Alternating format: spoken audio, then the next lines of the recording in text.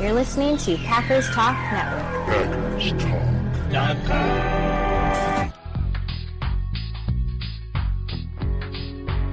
You're listening to No Huddle Radio on the Packers Talk Radio Network, your home for in-depth and thoughtful Packers analysis. I'm your host, Gil Martin. My co-host is my good friend, Sean Tian. In addition to this show, I write for the PackersPost.com and Cheesehead TV. Sean was a TV sportscaster in Minnesota. We're all here to talk Packers because you're all here for one thing, and that's a love for Green Bay football. Sean, playoff time. We've reached playoff time. Feels like Groundhog Day because we're playing the Bears again for, the third time in 6 or 5 weeks or whatever it may be. Yeah. Unfortunately, the Packers won't be home the rest of this football season, but Wisconsin's Own Ticket King, it's our sponsor, and they can help you see other Wisconsin sporting events and Packer games in person next year. For more than 30 years, Ticket King has been providing Packers tickets to Packer fans as well as Bucks, Brewers, and Summerfest tickets. Find them on the web at theticketking.com. That's theticketking.com, or you can visit their locations in Green Bay and Milwaukee. And you can watch every episode of No Huddle Radio on Packers Talk Network on YouTube with Gil and myself. Go to YouTube, type Packers Talk Network in the search bar, click on the PackersTalk.com link with the green background and the yellow goalpost. Click on the bell, subscribe, turn notifications on, join the discussion, chat with us live. And Gil, we anticipated there wouldn't be a lot to chat about before last week's regular season finale in Minnesota. Green Bay, they rested their starters, being locked into the 7th seed. It was only a few key players who really played, who was probably going to see a lot of playoff action coming up this weekend for the Packers. Let's just get right to it right away before we start previewing the Packers and the Bears, the oldest rivalry in the NFL. Before we start previewing that matchup, going into that though, for the Packers, was resting key starters in Week 18. Was that the best approach for the Packers this year? I think it was under the circumstances. And look, every year is different. There are advantages and disadvantages to, doing it either way. But the way that this team was so beat up and how many players were dealing with injuries, the game did not affect the seeding, the potential opponent. It had no impact whatsoever. So I have to agree that Matt LaFleur and the Packers coaching staff did the right thing by holding key people out. I mean, I think the ghost of Christian Watson's injury from last year is just sort of hanging over Matt LaFleur, and I think he used that as the determining factor more than anything else. I think that spooked the Packers coaching staff more than anything was just the Christian Watson ACL tear, just because you're seeing how important he is to that Packer offense. He's their best receiver. He is their best receiver on this football team. And when the Packers last year had a chance to maybe improve to the 6th seed, but it was either going to be the 6th or the 7th seed. And obviously, hindsight is 2020. I guarantee you last year, Gil, that the Packers, they were just thinking, man, why do we even risk it? And remember, Jordan Love hurt his throwing elbow in that same game too. Malik Willis, he got dinged up a little bit in that game as well. It just wasn't worth it. And then even though it was quite the snoozer, even though I watched that game from start to finish against the Vikings on Sunday. Me too. The Packers still had a couple key injuries in that game. It could have been so much worse if they just decide, oh yeah, we've lost 3 in a row. We need to get the starters in there. And I know there are some fans who are like, oh, like this is bad. Like we're going to be rusty, but I can't imagine. Rust is definitely something that definitely enters your mind as a fan or as a coach. But I feel like with this instance, with the Packers being so banged up, being so injured throughout the season, the early bye week after week 4 as well, I think that all played a factor where this, in my opinion, this is a no-brainer. These guys need a hard reset right now. They do. And having the bye week, as you said, in week 5 was a big factor as well. It just was too early in the season. And let's face it, football is a game where players get injured, and they get injured all the time. It's not something that just happens. It's part of the game, unfortunately. And to minimize that risk as best you can, I think made the most sense. I think the Packers' best chance of winning a playoff game also is to be as healthy as possible. Not to be as as familiar or not. I think health is a more overwhelming factor than potential rust. And I think this was absolutely the right call. But if the Packers did play their starters last week, and let's say they win that game, because they probably would beat they probably would have beaten the Vikings on Sunday if they played their starters, but there could have been an injury or two. And I think that would have been a bigger detriment to this team than potential rust. Yeah, I think that would have been a bigger detriment. And I think the other thing, and, by not playing all your starters, by playing Clayton Tune at quarterback when you knew he couldn't really do much with the offense. And I don't think it was a fair shot for him under the circumstances. Against Brian Flores' defense, too. Like, come on, man. That's so tough. Playing Clayton Tune and resting so many other players, it almost takes the edge off the losing streak because you didn't try to win this last game full force. You kind of took a deep breath and put your foot off the gas and tried to regroup. And so I think psychologically there's an advantage there as well. Yeah, I think so too. It obviously, if the Packers don't win on Saturday in the playoff opener, losing 5 straight to end your season is not going to look great on paper. But again, it's like I think the Packers' best shot at winning this game coming up, this playoff opener, is to be as healthy as possible. So let's hope things change course, and hopefully the Packers can get back in the win column for the first time in more than a month, essentially. Let's go into that Packers-Bears matchup, though. Starting off real quick with the Packers injury report.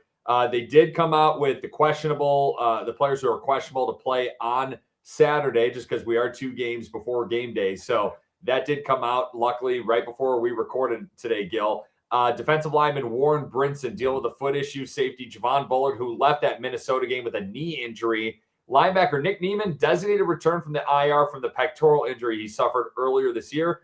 Offensive tackle Zach Tom dealing with the back and a knee issue. Wide receiver Dontavian Wicks dealing with a concussion. And quarterback Malik Willis dealing with the right shoulder injury and a hamstring injury. They're all questionable to play in Chicago on Saturday.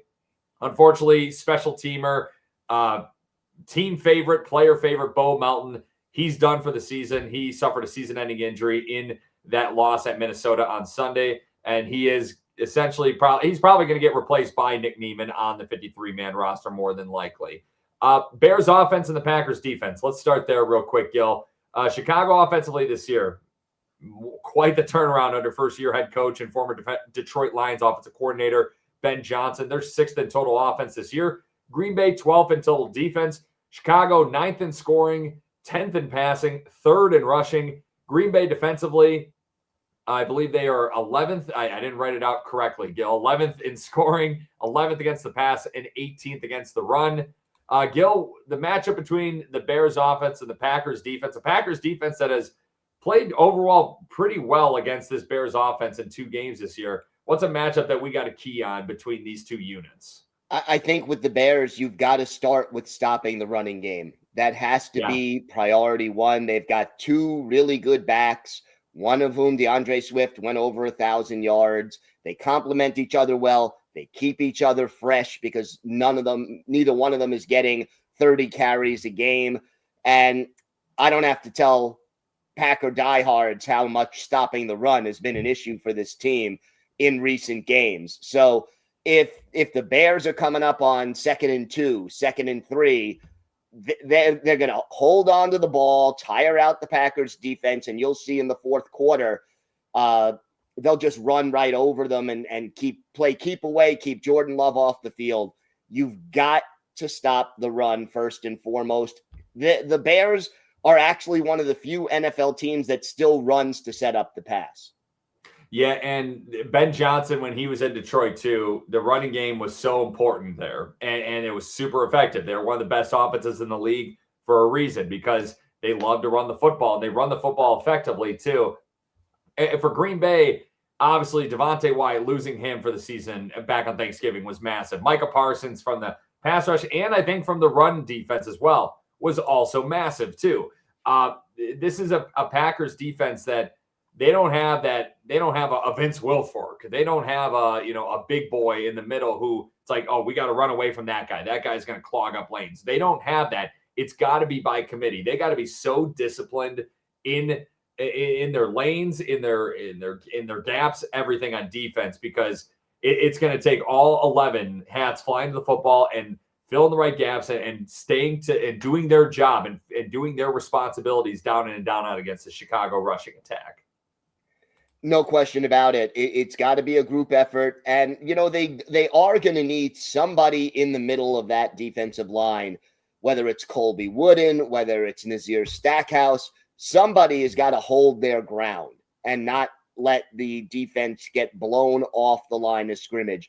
If the Bears' offensive line, and it's a good offensive line, if they control the line of scrimmage and those holes are there and first contact on these running backs is 3, 4, 5 yards down the field, it'll be death by 1,000 cuts. It'll be a slow bleeding out of the Packers defense, and that would be disastrous. So the rushing defense, what I was saying, where the gap discipline's got to be really important. It's got to be really important too in the pass rush as well, because Caleb Williams, we've seen time and time again, he's a good quarterback. He is not as effective when he's stuck in the pocket. When he has to throw from the pocket, he is not as effective. He likes to get out to his right. You got to have a plan to make sure that he's not able to improvise and run out to his right. We've seen it way too many times. He's very slippery in that pocket. You got to keep him in there. You can't rush too far up the field. He'll recognize that. That's where he's at his best for sure. The gap. I just think the pass rush discipline, the run game, the run gapping, the gap discipline in general on defense is going to be everything in this game for the Packers. That's going to be their only chance on defense, is if they stay in their lanes and they fill their lanes properly and they just stay disciplined and they do their job. That is going to be their best chance on defense to do something this week. Absolutely. And this is a great test for Jeff Hafley as far as his coaching is concerned in that respect. And let's face it, let me ask you this, Sean, would you utilize either Quay Walker or Edgerrin Cooper as a spy? I think I mean, these guys are both athletic enough where you think you'd be able to. And I think it's a matter of where maybe you kind of keep them. If they're both playing zone coverage, each linebacker has half the field, essentially. If Caleb Williams rolls left, that's Quay Walker's responsibility. If he rolls right, that's Edgerrin Cooper's responsibility. I think the big thing is the Packers, if they're going to make him run, because he likes to get out of that pocket, bring the pressure from his right side. Make him go left. Make him go left, because he is not as effective throwing the football when he's going to the left. When he's going to the right, he's extremely effective. Make him go left. Jeff Hafley had a really good plan against this Bears offense a few weeks ago when the first game without Micah Parsons after he tore his ACL in Denver. And I can't imagine he's got the same plan, because Ben Johnson's no dummy. He's going to have a good plan against the Jeff Hafley defense that he presented in that game a few weeks ago in that heartbreaking loss in overtime in Chicago. But Jeff Hafley could tweak some stuff there, and there's a good baseline blueprint for what you can do against this Bears offense to really frustrate them. There is, and keeping him in the pocket. The thing about Caleb Williams, he's actually better improvising than he is going through his progressions, and that's not unusual for a young quarterback.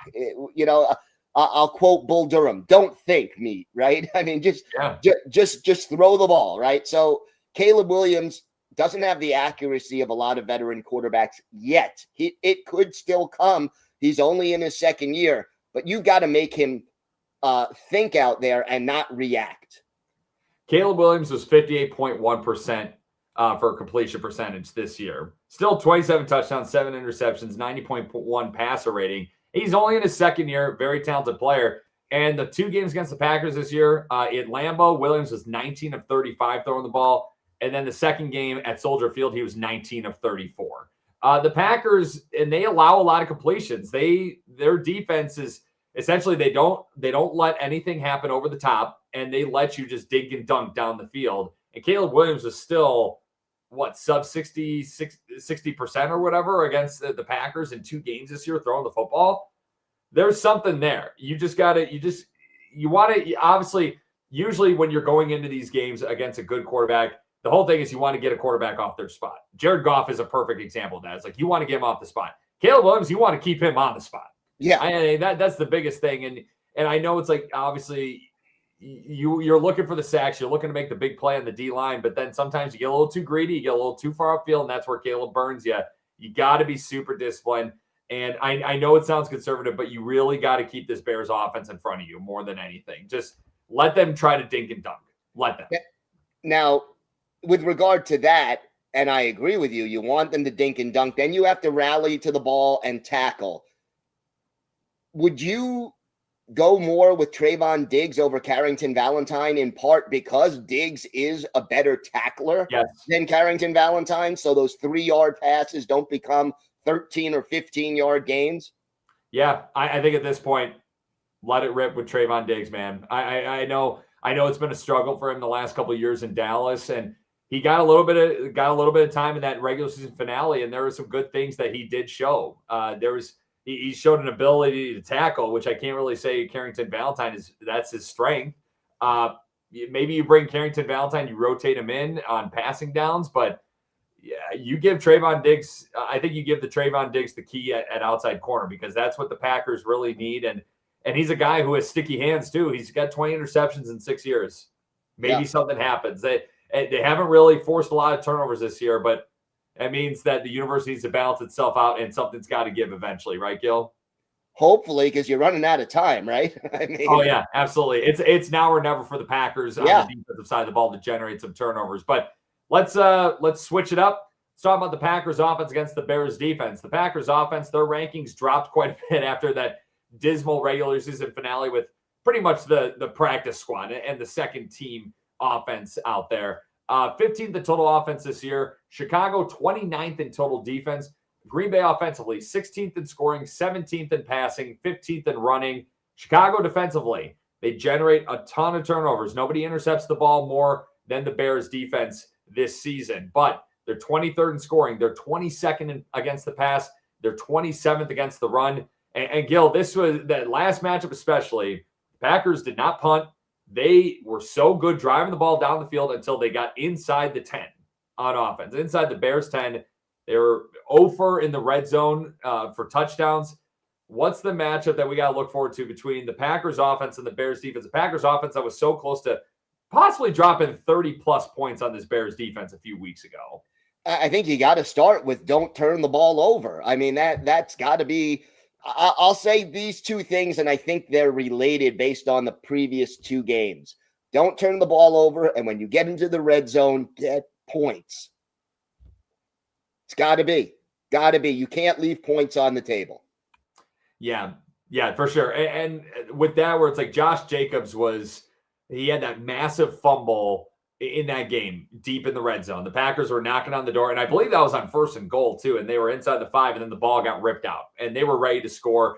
Malik Willis was great again, and Malik Willis, he's going to earn himself a big payday this offseason. He's been so good as a backup. Someone's going to give him a chance. The Pittsburgh Steelers, I think I'd call him for sure. Just get him out of the division, please. But we're not talking about the Steelers. We're talking about the Packers. And the big thing is the Packers got to finish, though. Like you said, Gil, they had 16 points in that game against the Bears, and their one touchdown was a 3rd and 2 bomb to Romeo Doubs outside of the red zone. And you just got to make more of your possessions in there. Obviously, the wind was a big, big factor in that game on Saturday. It's probably going to be a big factor coming up this Saturday as well. You got to be able to capitalize, though, somehow. The Bears, their defense has been pretty leaky and pretty suspect most of the year. In the red zone, though, they're pretty good. Yeah, you can't turn the ball over, though, Gil, like you said, though. This team, it's feast or famine for this Bears defense. Absolutely. And if you don't turn the ball over, you should be able to move the football. Yeah, for sure. And I would say, too, make sure you get Christian Watson involved in this game. He was the most targeted receiver in that first game against the Bears. And it looked like also that early in that second half where it was the drive, I think, that ended up not getting it was the Josh Jacobs fumble in that second half. That drive where Christian Watson was streaking wide open. Tom Brady saw it right away on the broadcast, and Malik Willis missed him. He had a big pass to Luke Musgrave on the other side, but Christian Watson had a big play that was probably going to score. He had a great game at Lambeau against the Bears. He's really had some really nice games against the Bears in his short career. You got to get him involved for sure because, again, this Bears defense, feast or famine, especially in the secondary, but Watson's the guy who can burn this secondary time and time again. He is. And the other thing is this, and I know you'll get to the Bears injury report a little later, but their depth at cornerback, they're dealing with some injuries there. I'm keeping an eye on Jaden Reed as the slot guy. Yeah. I think Jaden Reed can take advantage of the Bears' third or fourth cornerback and just have a big game. I mean, Watson always beats the Bears. He always plays well against the Bears, but I think they'll have an advantage with Reed coming out of the slot. Maybe Matthew Golden gets some touches. I don't know, man. We've been waiting for, obviously, it doesn't seem like it's heading that direction, but you see this in the playoffs, though, where the good coaches will make those minor adjustments where you're throwing to a guy you typically don't throw to. I think of the Super Bowl year in 2010. Tom Crabtree caught a touchdown in the wild card game in Philadelphia. Nobody expected Tom Crabtree, even because I remember there was a clip of Andy Reid telling Juqua Parker, hey, you see that tight end release? You got to make sure we cover that, because everyone was like, oh, it's Tom Crabtree. Aaron Rodgers not going to throw the ball to Tom Crabtree in the red zone. And he did, and he scored a touchdown. So you never know. Maybe there's a sneaky player. There's a Luke Musgrave or a Jaden Reed or a Matthew Golden who ends up making a big play in the playoffs when the time when it matters most and everything. But Jaden Reed, yeah, he's a guy who hasn't really gotten going since he returned from injury, Gil. Maybe he's due to have a big game and he's got probably a lot of family and friends nearby watching that game at Soldier Field. He's from nearby Naperville, so maybe a big game on the horizon for Jaden Reed. I certainly hope so. I think he's capable of it. It's time. He's as healthy as he's going to be this year. Regrettably, he missed so much time with the injuries. So, yeah, we'll see. We'll see. I got to anticipate Josh Jacobs is going to be more of a factor, too. That first game at Lambeau, the Packers do not win that game without Josh Jacobs. He made some huge plays that led to the game-winning touchdown near the end of regulation that helped them seal a dramatic win at Lambeau Field. But then a couple weeks later, though, that knee was clearly bothering him. He was limited. Emmanuel Wilson got the bulk of the carries. He played very well in Chicago a few weeks ago. Emmanuel Wilson did. Josh Jacobs, he got the bye week. He didn't run a lot against Baltimore. He got his bye week as well. And hopefully Zach Tom is back at right tackle. I think you could see a more effective run game, especially from number 8 coming out of the backfield. Well, Zach Tom is the Packers' best run blocker, according to Pro Football Focus and according to the eye test. So I mean, that in and of itself will be a big boost if he's ready to go. And I feel for Zach Tom because he got hurt in week 1 and he's been fighting through assorted injuries all season long. But as far as Josh Jacobs is concerned, he is going to be pivotal because, and it sort of goes back to what I said before about the Bears running offense. You cannot allow, even if the Packers score quickly, the time of possession cannot be 40-20 in favor of the Bears. That will cost the Packers. They are going to have to run the ball effectively enough to give the defense a chance to recover in between drives, especially if your goal defensively is to make them go on long time-consuming drives and force them into a mistake so they don't come up with points. You've got to control the ball, and I think Josh Jacobs will do a good job of that. And by running the ball effectively, you also slow down the pass rush a little bit. Replicate what you did a few weeks ago at Soldier Field. Just get in the end zone. I mean, I know it's easier said than done, but it really boils down to, I mean, they had a couple 90-plus yard scoring drives in that game. This Bears defense is super vulnerable. The Packers do what they need to do and know what they know what they can do against this Bears defense. It's just about getting in the end zone at this point. See, here's the ultimate way to sum it up. The team that beats the Packers this year more than any other team is the Packers. Yeah. And if they don't beat themselves, they should move the football, like no more false start and illegal formation penalties, no more taunting penalties and unnecessary roughness penalties after the whistle. Don't beat yourself, and you should be able to beat the Bears. Yeah, just hopefully they're healthy enough. I think the offense, when they're healthy, I think this offense is very good. We'll see coming up on Saturday in Chicago. Let's before we get to some predictions, some trivia, let's just go over some real quick numbers from the 2025 season for both these teams. Turnover ratio, the Packers were +1 this season. The Bears plus 22. They led the NFL with 33 takeaways and 23 interceptions. They also had the fewest giveaways this season with only 11. Packers, as an offense, third fewest giveaways in the NFL this season with only 13. Penalties, Green Bay, 126 penalties on the season, tied for 15th in the league. The Bears, 139 penalties, tied for 8th most in the NFL. Third downs, Green Bay's offense, second in third down offense this season. Defensively, they were tied for 14th. Green Bay's offense was 48.8% on third down. On defense, 39.5% on defense. Chicago offensively on third down, 42.7%, seventh in the NFL. Defensively, 40.8%, 22nd in the NFL. And then red zone touchdown percentage. Green Bay's offense was really good earlier this year, but they've dropped a little bit in the rankings. Offensively in the red zone on touchdowns, 57.6%, 14th in the NFL. Defensively, 59.6%. That's tied for 21st.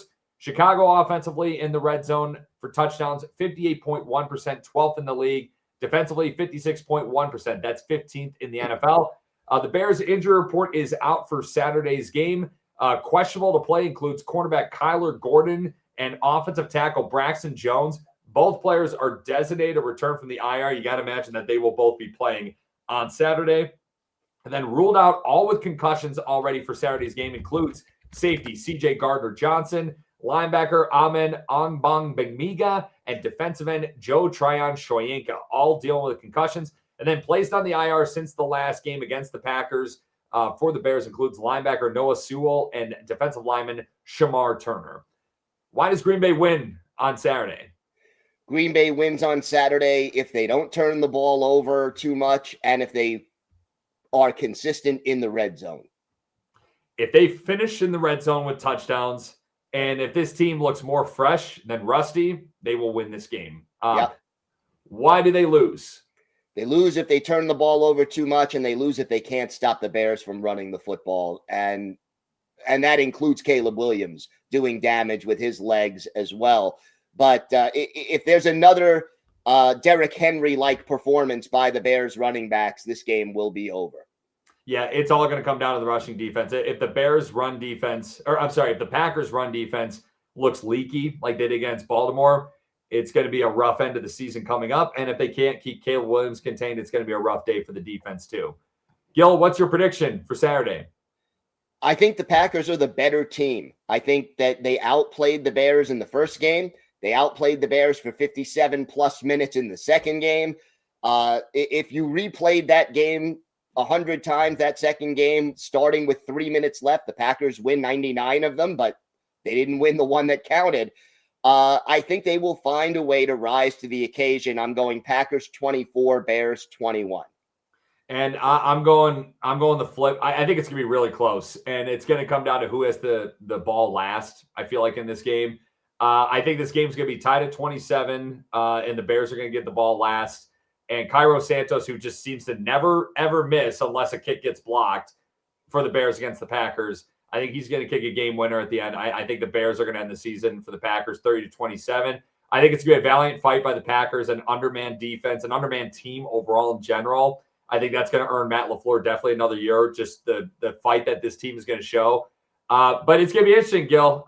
Bears haven't won since they beat the Packers, and the Packers haven't won since they beat the Bears. Something's got to give coming up on Saturday. So let's hope I'm wrong. I hope to God you are right for sure, Gil. Let's hope that we're here next week talking about the Packers game plan against the number 1 seed Seattle Seahawks next week. Yeah, let's hope so. And look, we'll be here either way, whether there's a game to preview or not. We're here. I want to talk about a game, though. I want to preview a game. Oh, absolutely. I want to be previewing Packers Seahawks next year. That's what. Matthew Tam chiming in the chat. Why, Sean? Why? Hey, man, my predictions have no bearing on this. I am 100,000,000% rooting for the Green Bay Packers to win this game. I just think we're so prone to heartbreak as Packer fans, and I feel like they're going to show good fight, but it's just going to be. And this has been the story of the Bears season. They pull games out of their behinds in the fourth quarter. They have all season long. I don't know. I just, if we had Micah Parsons, I'd be like, oh yeah, we'll dominate this game. But the Micah loss is going to be, I think, super significant coming up on Saturday. But I hope I'm wrong. I hope Gil is right. we'll see what happens. Gil, I'm going to stop talking. You talk about what articles you have coming up online for the Packers Post and She Said TV. Well, on the Packers Post, I talked about basically 3 players who the Packers offense will be getting back from injury and the impact that they should have on Saturday's contest against the Bears. And over on Cheesehead, I talked about the importance of a strong performance by Jordan Love for his legacy. He's played in 3 playoff games. Only one of them has he really played, outstanding football. He needs to put together another game like that. Or the murmurs that we hear throughout the fan base, he chokes in big situations, which I don't believe is true, but they're going to get a lot more ammunition if he lays an egg on Saturday night. If the Packers could go on a run in the playoffs, Jordan Love's going to have a lot to do with that, because this defense is not quite what it can be without Micah Parsons, without Devontae Wyatt. If they're gonna go far in the playoffs, Jordan Love's gonna have a lot to do with that. So yeah, I like that. Legacy's on the line a little bit here for Jordan Love. Gil, you ready for some trivia? I am ready for the trivia. Well, speaking of Packer quarterbacks, it's not Jordan Love, but it was Clayton Tune, who was a disaster in the regular season finale at Minnesota last week. Tune was 6 for 11 for 34 yards. It led to his release from the team a few days after that. Gil, not including sacks, who was the last leading passer for the Packers in a game to throw for fewer than 50 yards in a game? So that's you got to go way back. And he was the starter. This is not somebody who just came off the bench and threw one pass. Leading passer. So they could have come in as an injury replacement, but leading passer. I am going to go with Jim Delgado. Jim Delgado, no. It is not Jim. It was from 1991. Can you name who it was in 1991? 1991, yes, I could. Wait, I see him. Blair Keel. Not Blair Keel. Mike Tomczak. Mike Tomczak, okay. Mike Tomczak in 1991 in a 10-0 loss to the Bears on Thursday, October 17th of 91, threw for 36 passing yards in that loss to the Bears. That wasn't including sacks. Now, Lynn Dickey, he had 45 passing yards in a game, in a September game in 1976 for the Packers. Yep. He also took 80 yards in sacks that game. So the Packers had a net minus 35 passing yards. So that was the first time on Sunday, the Packers, they were -7 in net passing yards if you include sacks. That was the first time the Packers finished a game with negative passing yards, net passing yards in a game since 1976. It was not good. Clayton Tune had a really, really significant uphill battle going against a Brian Flores defense, a Vikings defense that really wasn't the reason why they missed the playoffs this year. That's a tall task for any starter. So for Clayton Tune, you kind of feel bad for the guy. But yeah, it was not good, Gil. Well, it was clear they didn't trust him to do much, that they were just keeping it ultra simple. His longest pass was 8 yards. I mean, it just – yeah. And I loved hearing this. I don't know if you heard this, but Matt LaFleur said if Clayton Tune would have gotten hurt, they would have put Jordan Love into the game and he would not have thrown a pass. I would have been okay with that. Yeah, I would have been okay with that too. Yeah, it was kind of crazy to actually see Jaden Reed go into that game at times. He was clearly a decoy. He wasn't blocking at all. They weren't bringing him on any jet motion sweeps or anything or any end arounds. It was just literally like, yep, just go in there and just run a route. Don't go crazy. Don't get hurt. It was the most vanilla offense. I mean, there are preseason games that have more complexity than what we saw last. And I'm not complaining about it. No. It was so weird. It was so weird. It was the most relaxed I think I've ever been watching a game where it's like, hey, like there's nothing they're going to do. But it was just weird because, preseason, obviously you have 27 additional guys on the roster at that point vying for jobs where some key players had to play in this game. You can only suit up so many guys on a game day during the regular season. So it was so weird to see a preseason approach in the regular season where, and all I was thinking too, Gil, is like, man, I can't believe the NFL wants another game where it's like, this is what you're going to get. Majority of games in week 18 now, this is what you're going to get. So that's just the way I see it. But hey, the Packers, they got out of there for the most part healthy. Hopefully Javon Bullard doesn't miss the game on Saturday against the Bears. 9-7-1 Packers, the 7th seed in the NFC, going against the 2nd seed Chicago Bears, 11-6 Chicago Bears at Soldier Field. Kickoff from Soldier Field, scheduled for 7 p.m. Central Time. Let's hope the Packers can keep their season rolling. If they win, they are heading to Seattle to play the Seattle Seahawks, the number 1 seed, a stadium that has been doom and gloom for the Packers in the playoffs in the past. We all know that all too well. We're not going to talk about that. But, hey, let's hope for good things, Gil, moving forward. Let's keep this going. Let's keep this going. We need good vibes. We need good vibes. It is time, as someone once said. It is time. And before we head out, got to give a shout out to our sister show, Packers Therapy. They've reached their 500th episode. So congratulations to them, and check them out as well. But wow, that's like a little more, that's almost double what the number of episodes that we've done for this show. So I can't even count that high, Gil. Yeah, I know, right? Thank God you got a counter for these shows. It's a struggle just getting to 100. Yeah, well, we're doing all right. We're past the 250 mark, so hey, we're getting there. We're getting there. We're halfway there. All right. Well, that is going to do it for us today. We'll be right back here next week. Packers win or Packers loss. Follow us on Twitter at Packers. Sean, to stay up to date on all things Packers, or to ask us questions, or you can email us at gbpackersean@gmail.com. Make sure you're subscribed to Packers Talk on iTunes, Google Play, Spotify, YouTube, or wherever you get your podcasts. Big thanks to PackersTalk.com for powering our show. Thank you for listening. Until next time, go Pack Go. Go Pack Go.